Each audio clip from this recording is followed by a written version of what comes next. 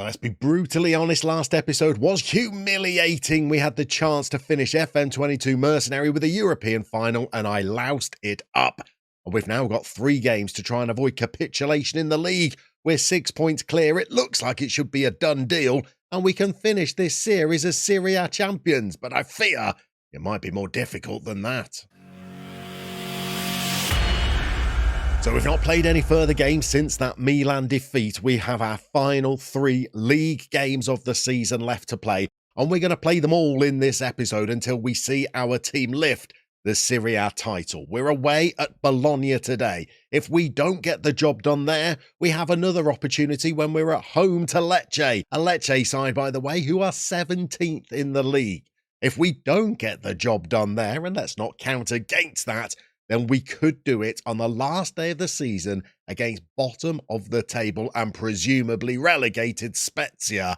But if we lose all 3, then Milan could leapfrog us and break our hearts again. So if we throw this position away, it's going to be the most epic bottle job in Football Manager history. We are 6 points clear with only 9 left to play for. We have a far superior goal difference, although that shouldn't be important because what separates teams in Serie A is the head-to-head record. Now, in the Cups, Milan have got the better of us, but in the league, it's us that has the superior head-to-head record. We beat them 3-1 in the San Siro and drew 3-3 with them at home, thanks to that last-minute Mike Mannion error that allowed Alexi to complete his hat-trick. So should we take it all the way down to the wire and we finish level on points with Milan, then we'd still win the league on the head-to-head record. It sounds like a position that not even I could throw away, but you never know. I have given away more advantageous positions than this in the past, and I've been against far weaker opposition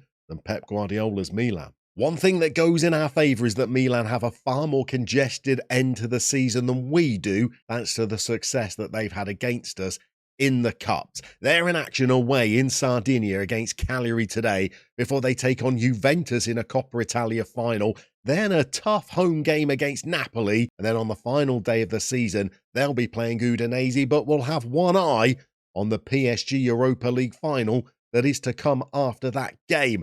I think they'd probably say that they've had the superior season if they win the Italian Cup and the Europa League, having knocked us out of both competitions, but we all know that FM22 Mercenary has all been building up to us being victorious and lifting the title in one of the big 5 leagues in Europe. We're all agreed on that, aren't we? Good, I'm glad we all concur. So let's show you who's going to go out and take on Bologna today as we try to get it done at the first attempt. So this game comes just 3 days after Milan knocked us out of the Europa League. We've had to make a few enforced changes because of the fitness of our squad. One man we would desperately like to have in our ranks today is Arsene Zakarian. He's managed to get 16 assists this season, as well as chipping in with 8 goals.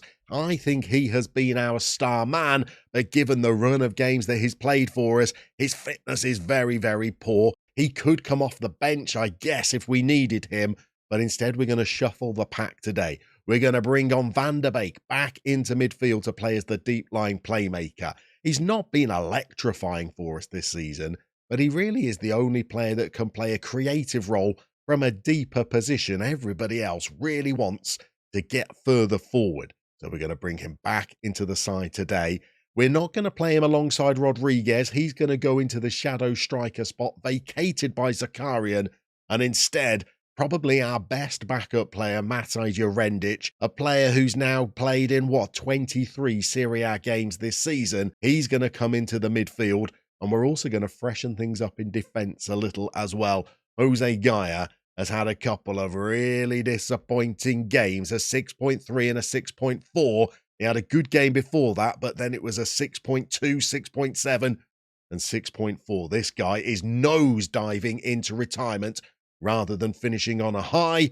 So instead, we're going to bring in his youthful deputy, Matthias Vigna, a player who's going to be joining our rivals Napoli at the end of the season, although that will be after we've left. And we're going to make another change in defence as well because Dennis Reska has signed a new contract recently. He was a little bit sulky that other players had earned new deals and he hadn't. and his form's been a little bit ropey even since he signed that deal. He's got 1-7 in an oasis of sixes, so we're going to bring him out of the tie today, and instead we're going for the experienced Victor Nelson, a player who's always got a mistake in him. Hopefully, he's not going to make one today. And I do think it's worth bearing in mind that this is a squad that I really don't think is good enough to be top of Serie A. We've got a lot of veterans in the side, like Michele Cerafellini. Is he the best goalkeeper in Serie A? I would say probably not. We've already seen Nelson clocking in at 34. We've got older players in the defence, such as Milenkovic, who is 35. The veterans continue throughout the team. We've seen Vinya, we've seen Van der Beek. We've also got other veterans that would often start for us as well as other veterans that are sat on the bench. Frank Kessie is one of our star backup players at 36 years old. Jose Gaia has played most of the season at 37 years old. There's not a lot of vigour and youthful vitality in this side, and the veterans that we do have really done well to hold the side together as we've marched to the top of Serie A. But today we want to go out and win the league. Bologna will be eager to stop us. Let's show you what they've got to offer in the final FM22 Mercenary Scout Report. On the face of it, Bologna have nothing to play for. They can't get relegated and neither can they qualify for Europe. But Alessio Dionisi's side will be playing for pride, and the press have been eager to warn us about 14-goal striker Michelangelo Migiano. Bologna have only won twice in the last 2 months, but did win 4-1 against Spezia in their last outing. They'll be looking to capitalise on that form today as Bologna host Lazio. Okay, we've got 3 games to get this done. If we don't do it today against Bologna, we go into the game against Lecce and then the final day of the season against Spezia. If my sums are correct, if we win today, we're guaranteed to be champions. Even if Milan also win their game, we'll be 6 points clear with 6 to go, and we've got the superior head-to-head record. If that maths is off, well, we'll find out about it at the end of the game if we've both won. We've made a fairly solid start to this game, 2 shots apiece, although the only highlights have gone to Milan, and I think Matthias Vinya has got himself sent off after just 16 minutes. He's picked up 2 yellow cards in that time, and if we are going to do it today, we're going to do it the hard way with 10 men. As bizarre as this might sound, I often find going down to 10 men tougher when you're playing 5 at the back than when you're playing 4, because it leads you to a bit of a dilemma about whether you're still going to keep half of your remaining 10 players in defensive positions or whether you're going to switch to a back 4 that's a bit more alien to the players. I think what we're going to do on this occasion is bring on Jose Gaia. Maybe I should never have rested him in the first place. And we're going to do it for one of our strongest midfielders in the shape of Jorge Rodriguez, who really could have done with a rest going into this game. So we're going to go for fitness over quality, and I'm going to stick with the back 5. So we're going to play a 5-2-2, and hopefully keeping Daiquiri and Alexi up front will allow us to still have some kind of threat to carry on the counter. Continuing with an attacking mentality when we're a man down might not be the smartest move. I'm still going to stay on positive though, but I think Vinya has made this afternoon an awful lot more complicated for us. We're going to have to try and hold on and maybe snag a point, as I notice Cagliari have taken the lead against Milan, so a point may well be enough. Even if Milan come back and draw that game, we'll still be 6 ahead with 6 to play, so draws for both sides will leave us as champions. Defeats for both sides would also leave us as champions, so maybe all is not lost yet, as Alexi doesn't really race clear of his man. Instead, he plods level with him, and Daiquiri has a good effort. He's swiveled on the volley. He's cracked the crossbar. But from that kind of range, you would expect him to have been able to score. Let's just pause and have a look at the state of play. Cagliari have scored in the 23rd minute. Milan are actually going to drop down. Well, they're going to drop down to 3rd place. That would be an added bonus for us. And we would then be 6 points clear, not of Milan, but of Juve. Now, I haven't really factored Juve into the title race. Do we have the superior head-to-head record against Juventus? I honestly couldn't tell you. So I think the best thing to do is for us to try and win our game and then we will definitely be champions regardless. However, Bologna have their own thoughts on that. They're going to be pressing us with the man superiority, and since we were reduced to 10 men, we've really not threatened at all. We look like we might have a free kick now. It's going to be a long way out. Can Marcella do something special? He's curled an effort towards goal. It doesn't threaten the opposition goalkeeper, and we're going into half-time tied at 0-0 and a little bit unsure about where that leaves us in the league.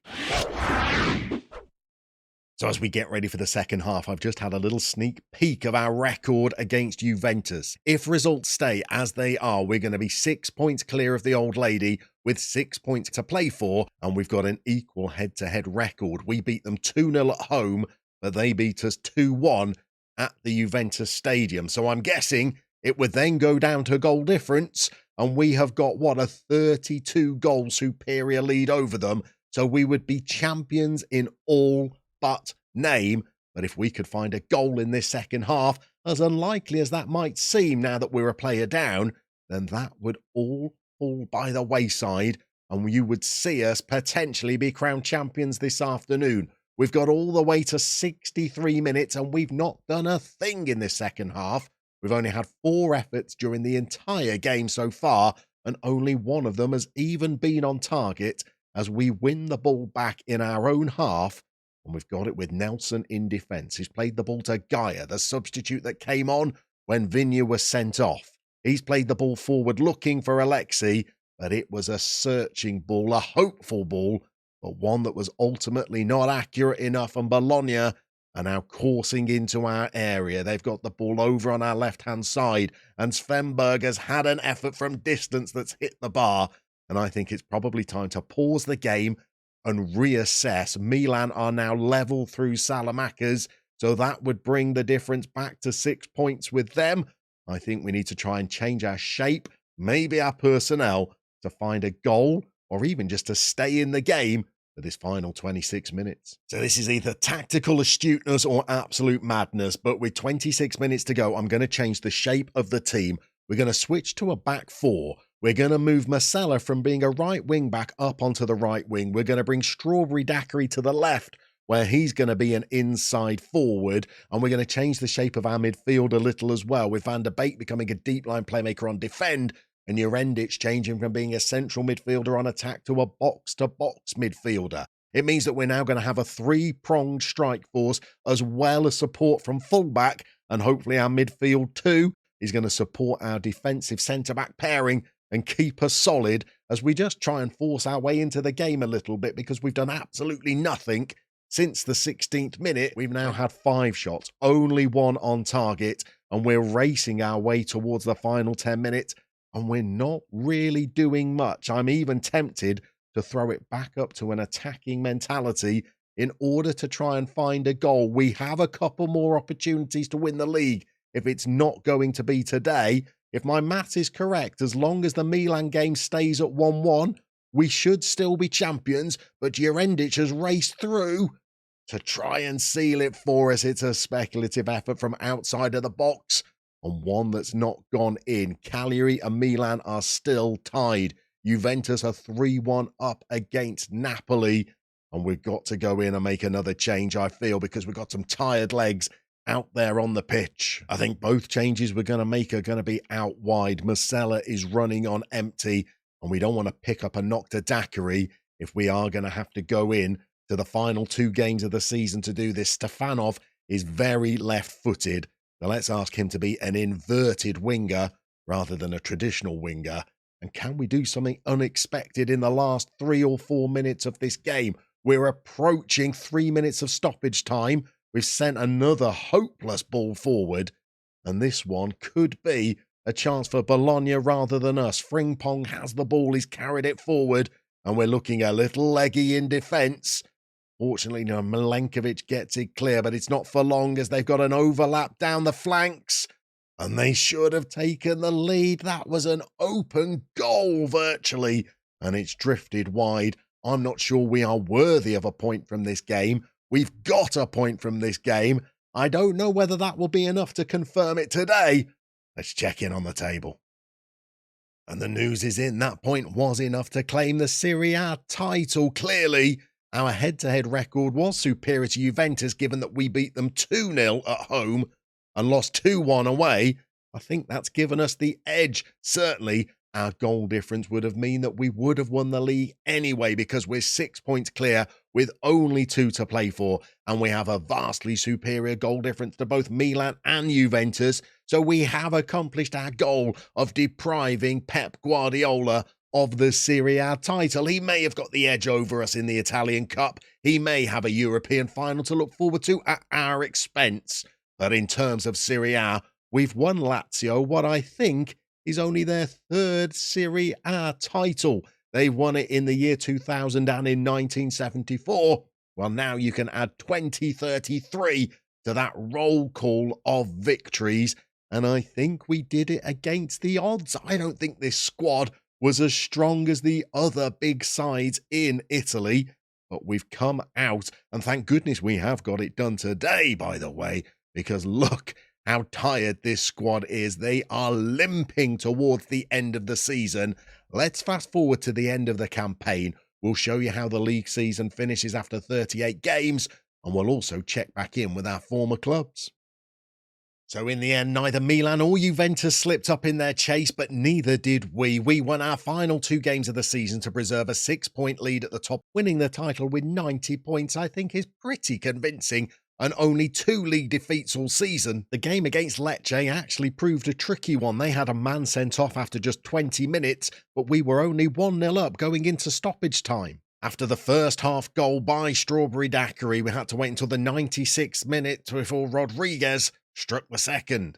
But we at least finished the season in style, travelling to Spezia on the final day of the season, and Strawberry Daiquiri scored 4 goals. The incredible form by Daiquiri allowed us to run out 5-0 winners, and he was even scoring headers from outside the area. The only negative is that Pep Guardiola's AC Milan, our rivals for this final campaign of Mercenary, not only managed to beat Juventus in the final of the Coppa Italia, but they beat PSG in the final of the Europa League as well. 2 trophies for them this season, only 1 for us. But given that I don't think we were favourites to take any silverware in this final FM22 Mercenary season, I guess to carry off one of Europe's big 5 leagues is a fitting finale to what's been an epic campaign. However, I don't think we should finish this series without checking in with all of our former employers one final time to see if any of them went on to taste any further glory. In total, we managed 11 clubs and 2 nations, and our first employers, Dugopolia, finish as a non-league side in Croatia. Better news for our second side, Pironia, though. They never won a trophy, but they do finish Mercenary in the top half of the top division. Our first national side, Benin, still have a little work to do if they're to qualify for a World Cup, but Górnik Zabrze are now firmly cemented as a top-flight Polish side. Austria Wien are back in the Bundesliga and competing at the top end of the table, and former starlet Uwe Fürstenhofer is playing in Bundesliga 2 for Nürnberg. With Cluj, we won a league and cup double in 2027, but they haven't won another trophy since. And it's the same story at PAOK, where we were unable to lift silverware, and they haven't done so since. We left Schalke as a Bundesliga club, but they were relegated straight back to Bundesliga 2, where they're now a lower mid-table side. We had great fun taking Ivory Coast to a World Cup finals, and they look well placed to qualify for another. But to the club where we probably performed the worst, Sampdoria registered a 16th place finish in Serie A, pretty much the same kind of form that we left them in. But it was worth leaving Sampdoria to arrive at Fenerbahce, where we won the league in 2031, and they've just finished runners-up behind Galatasaray. And so to our penultimate employers, Leverkusen, a club that we guided to the Pokal, only the second time they've ever won that trophy in their history, and they still don't have any Bundesliga wins. And so we finish FM22 Mercenary as a 4-star coach with an 80% global reputation, being able to speak 12 different languages, having won 2 cups, 6 league titles, 3 of them promotions, and 3 of them top-flight league victories, firstly with Cluj, then with Fenerbahce, and finally, and probably most successfully, with Lazio as we guide them to Serie A. As FM22 Mercenary comes to a close, our thoughts swiftly turn to the beta, which is only a couple of weeks away. We've already selected what our FM23 adventure will be, and it promises to be our toughest challenge yet, as if you would expect anything else on this channel. Thank you for everybody that's been watching throughout FM22, and particularly to the patrons that support me on a monthly basis. We will see you soon, where we're going to be kicking off the toughest adventure I have ever had in Football Manager.